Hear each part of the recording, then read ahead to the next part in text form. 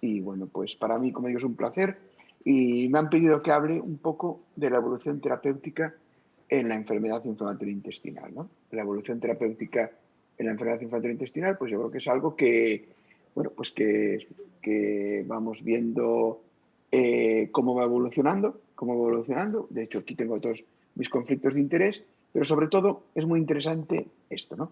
Saber que cuando buscamos una terapia ideal en enfermedad inflamatoria intestinal tenemos que buscar una terapia rápida que induzca la remisión, es decir, una eficacia elevada porque tenemos un problema, un paciente que está en brote, pero sobre todo lo que ya lleváis hablando durante todo el tiempo, que son enfermedades para toda la vida, ¿no? Es decir, necesitamos unos tratamientos que nos ayuden a mantener, bueno, pues la remisión de manera prolongada.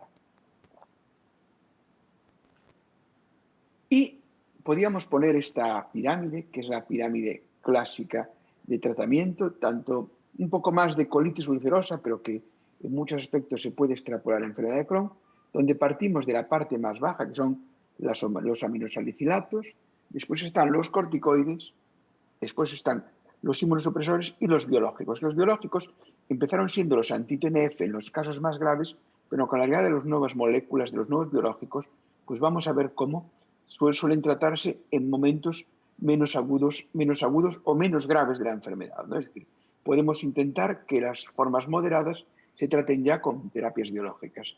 Y como no, sobre todo en la colitis, no olvidarnos que lo repetiré, porque a pesar de la mucha evolución que hay, seguimos teniendo mucho tratamiento rectal. Bueno, 4 palabras de los salicilatos orales, ¿no? Es decir, pues las recomendaciones que nos dicen, bueno, pues los salicilatos orales son para inducir la remisión del brote leve moderado de colitis, para mantener la remisión de este brote leve moderado y aparte, aunque con una evidencia que, bueno, que puede ser discutida, pero sí que se ha visto que tienen un papel quimioprotector del cáncer colorectal, ¿no? Es decir, nunca se ha llegado a saber bien si es por tomar aminosalicilatos o porque el paciente esté en remisión.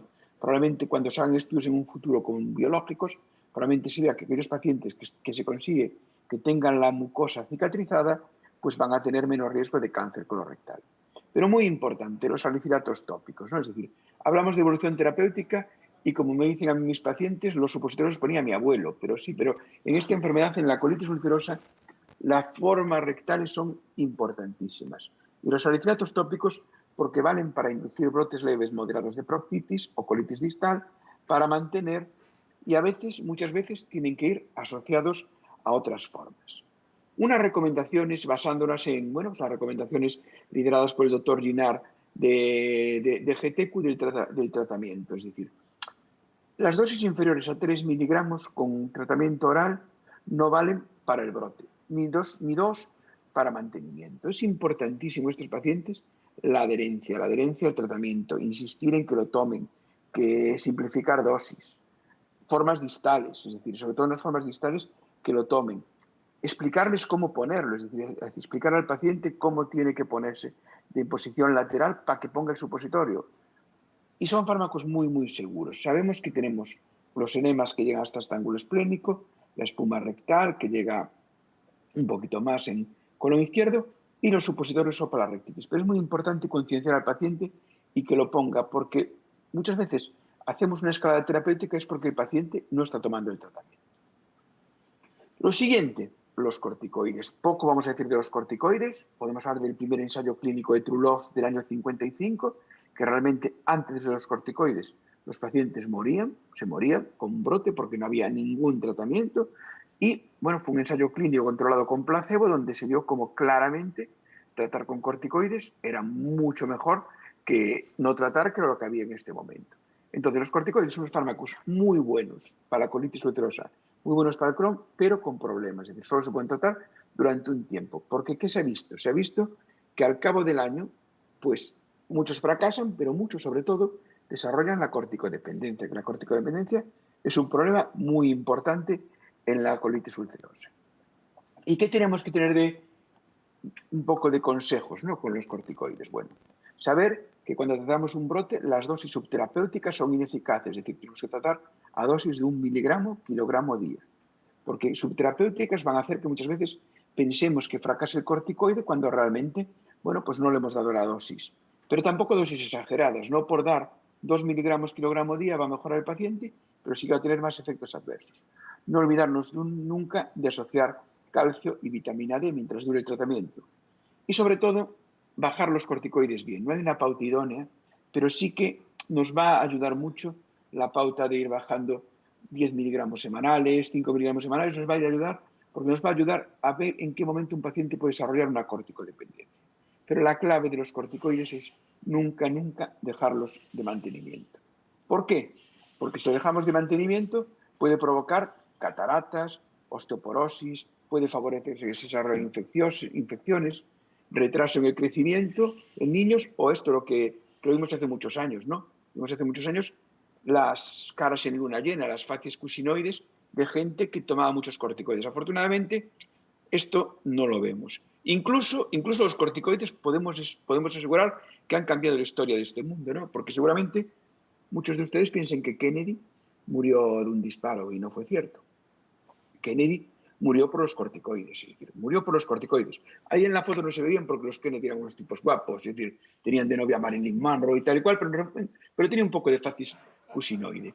Y Kennedy, cuando iba pasando por Dallas, pues le dispararon, ¿no? Y el primer disparo no le dieron y todos se agachan. Entonces, él no se puede agachar. ¿Por qué? Porque Kennedy tenía una colitis ulcerosa, está tomando corticoides durante muchísimos años y había desarrollado una osteoporosis. Ya había puesto un corsé que no le permitió agacharse en el momento en que le dispararon. Y por lo tanto, tenemos que pensar que no fue Oswald ni ninguno de estos, no. El que mató a Kennedy fue la prednisona, fue tomar corticoides de manera crónica, porque de aquella no había nada que no había inmunosupresores para bajarlo. Afortunadamente, cuando un paciente tiene corticodependencia, pues tenemos, en primer lugar, las teopurinas, ¿no? Las teopurinas son nuestro villano favorito porque es un fármaco que usamos mucho. Es cierto que con la llegada de las moléculas, pues parece que ha pasado en un segundo plano, pero según las guías de GTECO, según las guías de la ECO, en Crohn, en colitis, todavía sigue siendo un fármaco de elección en los pacientes corticodependientes, que como vemos son un porcentaje muy alto. Tenemos que dar cetoprina al debut a todos los pacientes y aquí, bueno, pues un estudio que le tengo mucho cariño, liderado por el doctor Sanz, que es el estudio ACEC, también un estudio francés, que es el estudio RAPID, nos dijeron que en enfermedad de Crohn, en los pacientes que debutan, no todos tienen que ir con tratamiento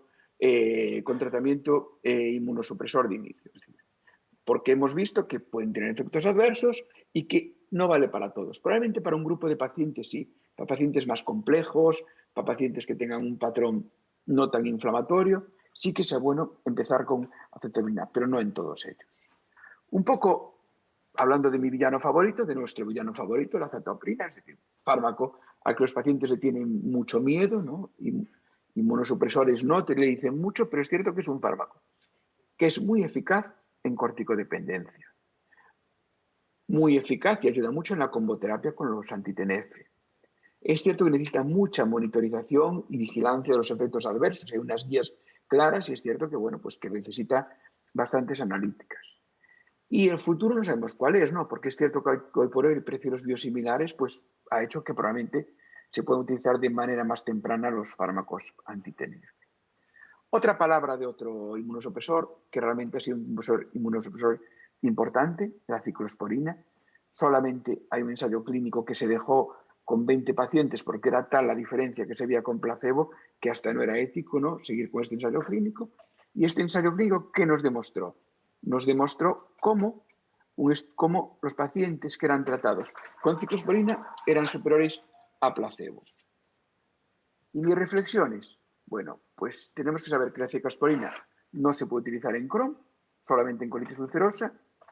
A pesar de los biológicos, en colitis grave es una gran alternativa y, bueno, pues no es tan usado como la acetoprina. Unas palabras de los fármacos anti-TNF y unas fotos claras. Realmente estos fármacos han cambiado la historia natural, realmente, porque hemos visto cosas con ellos que no nos creeríamos, es decir, fístulas cerradas, curaciones mucosas como la que vemos, son pacientes, el de la derecha es un paciente mío que tenía una colitis grave y tras el tratamiento con anti-TNF, pues mucosa totalmente cicatrizada. han disminuido ingresos, han disminuido cirugías. Sin embargo, tienen efectos adversos, no te puedes negarlo. Sobre todo infecciones, tenemos que tener cuidado cuando van combinados, y uno de los grandes problemas de los fármacos anti-TNF es la pérdida de respuesta.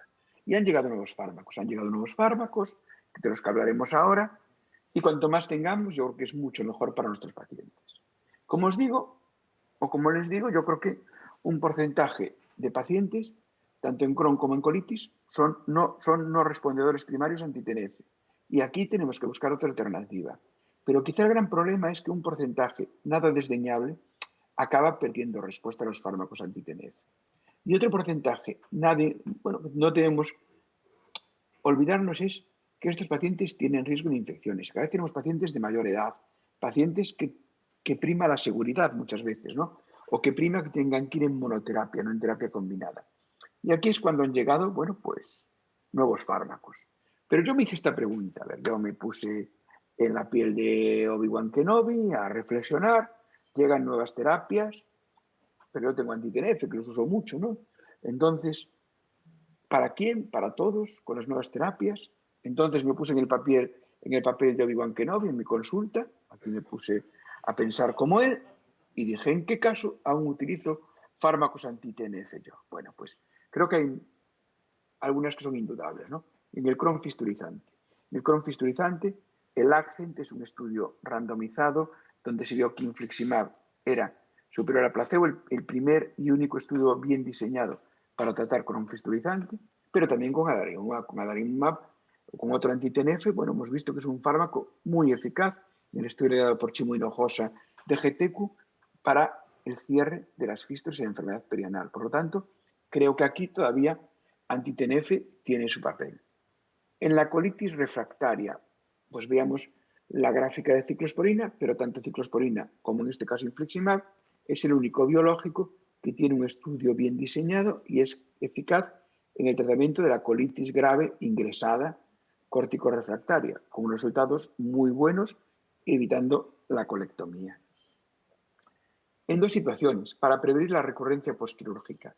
Es cierto que iban surgiendo nuevos datos con los nuevos biológicos, pero el ensayo controlado publicado por Miguel Regueiro, la verdad es que mostró unas tasas comparadas con placebo impresionantes, ¿no? de eficacia para prevenir la recurrencia postquirúrgica.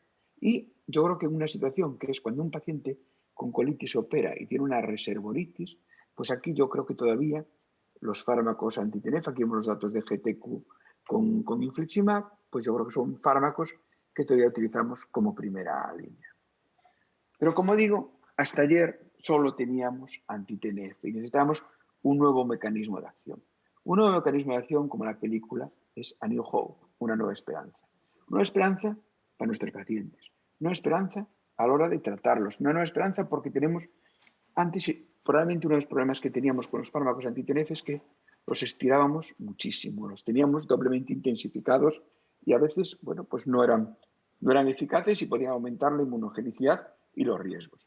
El primero que llegó fue vedolizumab, un mecanismo de acción distinto, no anti-TNF, una, alfa-4 beta-7 antiintegrina, pues un fármaco intestinal selectivo, que sobre todo en los estadios pivotales demostró ser eficaz en enfermedad de Crohn y colitis ulcerosa. Y probablemente mejor en colitis ulcerosa por su selectividad, por la manera en que se adhieren los linfocitos bloqueados, ¿no? a nivel intestinal. Pero unas grandes características de este fármaco es que es tremendamente seguro, ¿no? Incluso en el Alimentary publicado en el año pasado se vio menos cáncer del esperado, ¿no? Del esperado comparado con lo que se podía esperar con un fármaco biológico. Aparte, tampoco muchas infecciones oportunistas. Y además, vedolizumab fue el primer fármaco que se atrevió a hacer un head-to-head, una lucha. Hasta ahora, los estudios pivotales en inflamatoria, contra placebo, ¿no? Con los problemas que puede tener eso, incluso éticos, a la hora de meter a un paciente en un ensayo clínico. Y fue el primer head-to-head fue en colitis ulcerosa, fue un ensayo clínico que comparó vedolizumab con adalimumab y eran pacientes naïf, nunca tratados con anti-TNF, en este caso con infliximab, y el endpoint principal vio cómo las tasas de remisión eran superiores en vedolizumab comparado con adalimumab. Posteriormente, y más recientemente, primero en Crohn y ahora recientemente en colitis, nos llegó otro fármaco, que es el ustekinumab. Es una antiinterleuquina 12-23, que ya veis, igual que vedolizumab, no tenemos experiencia con ninguna otra patología, con esta tenemos experiencia en artritis psoriásica, en psoriasis con muy buenos resultados, ¿no? Y bueno, es un fármaco con una característica que es que la primera dosis es intravenosa y después es cada 8 o 12 semanas, fundamentalmente cada 8, solamente una subcutánea, que es un fármaco muy cómodo, ¿no? Una de las grandes características de este fármaco es cómodo. Y evidentemente, bueno, pues se aprobó porque fue eficaz en los estudios pivotales en enfermedad de Crohn y en colitis ulcerosa para remisión clínica, remisión endoscópica, incluso, bueno, pues en colitis se ha visto para remisión histológica. Y otra de las grandes características de este fármaco, al igual que vedolizumab, en comparación con los anti-TNF, es que es un fármaco seguro, con muy pocas tasas de malignidad, pero sobre todo con muy pocas tasas de infecciones, ¿no?, en estos pacientes. Por lo tanto, bueno, yo creo que es un fármaco que sí que, bueno, pues ha revolucionado mucho por su comodidad y eficacia. Y todavía se ha presentado este año, aún no publicado, los datos del primer head-to-head contra un anti-TNF en enfermedad de Crohn. Recuerden, con vedolizumab era en colitis ulcerosa, esto es en Crohn.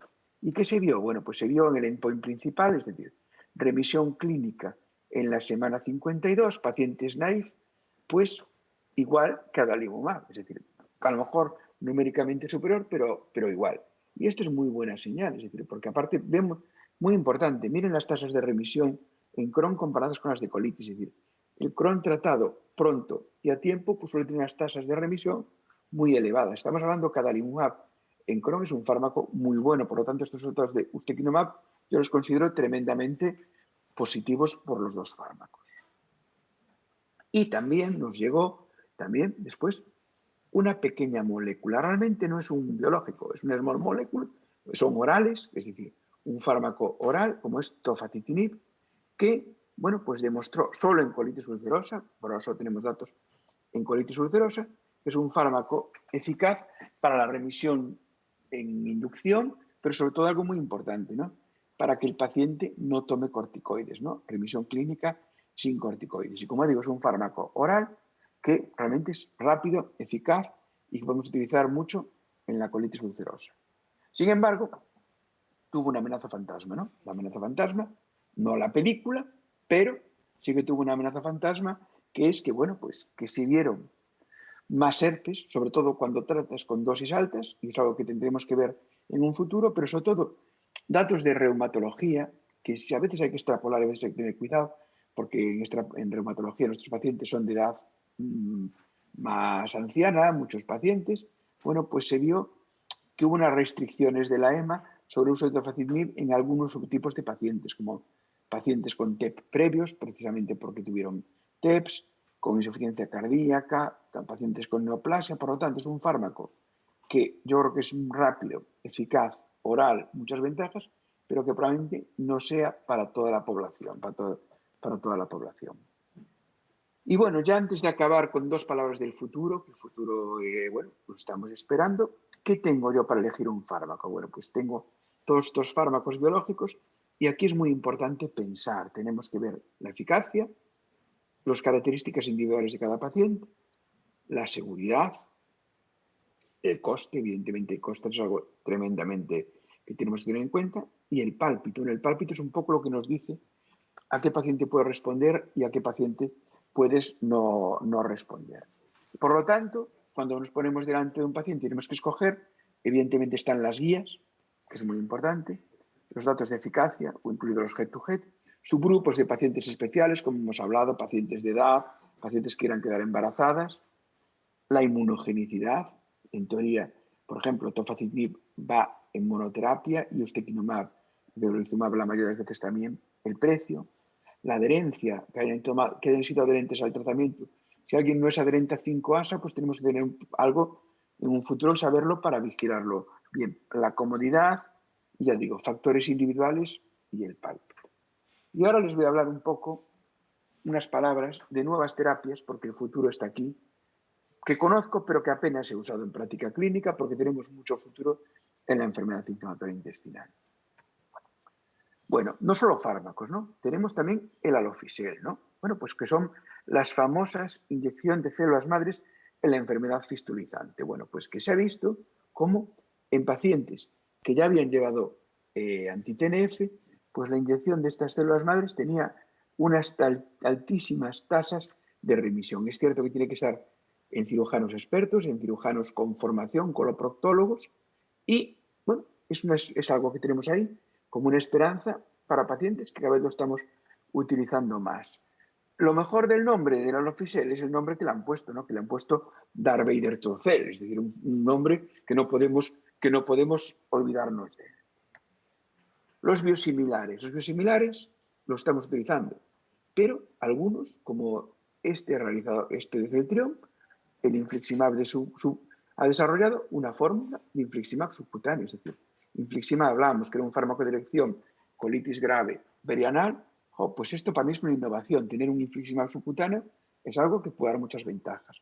¿Por qué? Porque en los estudios presentados con el infliximab subcutáneo se vio cómo la remisión clínica es la misma, pero ojo, se mantienen niveles de fármaco más altos, es decir, parece que producen menos inmunogenicidad por,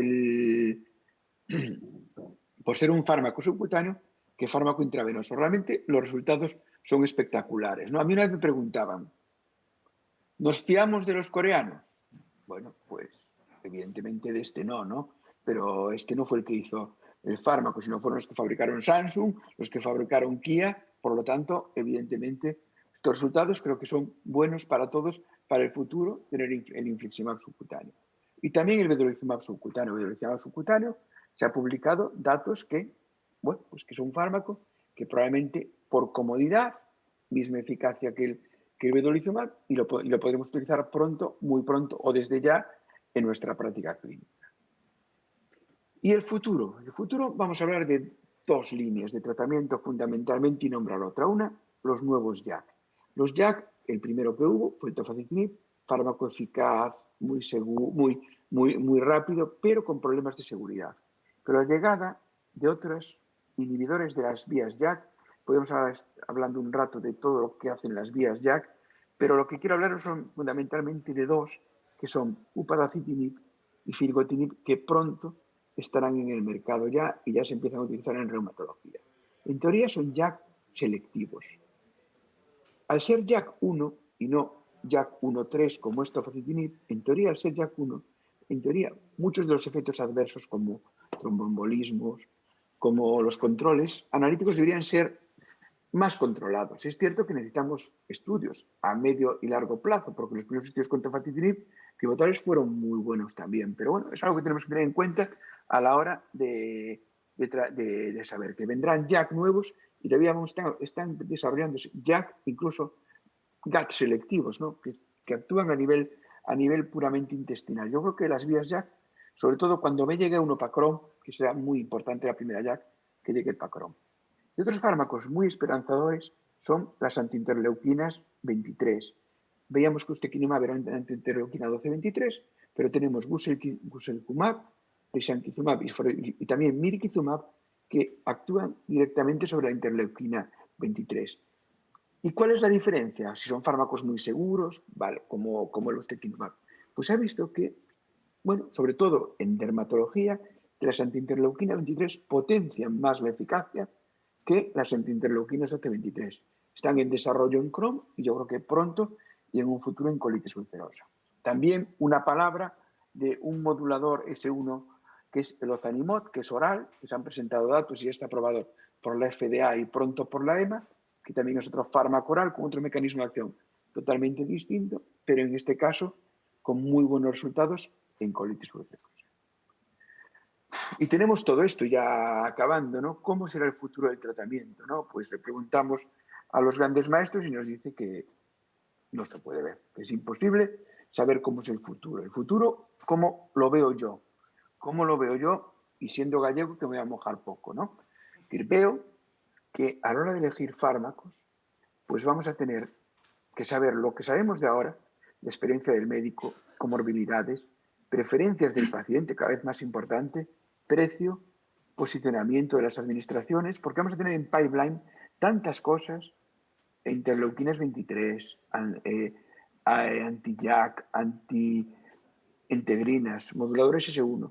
Pero el futuro va a venir por los head-to-head y por la medicina de precisión, las ómnicas, la genómica, transcriptómica, epigenómica, proteómica, metabolómica, que le vamos a hacer a nuestros pacientes antes de tratar, que nos va a decir qué paciente va a responder a un fármaco y qué paciente va a responder a otro, o por qué no va a responder, o incluso la combinación de biológicos, que podemos también hablar de ello. Y bueno, y el dinero, claro, no podemos hablar del dinero, ¿no? que es un problema que está ahí.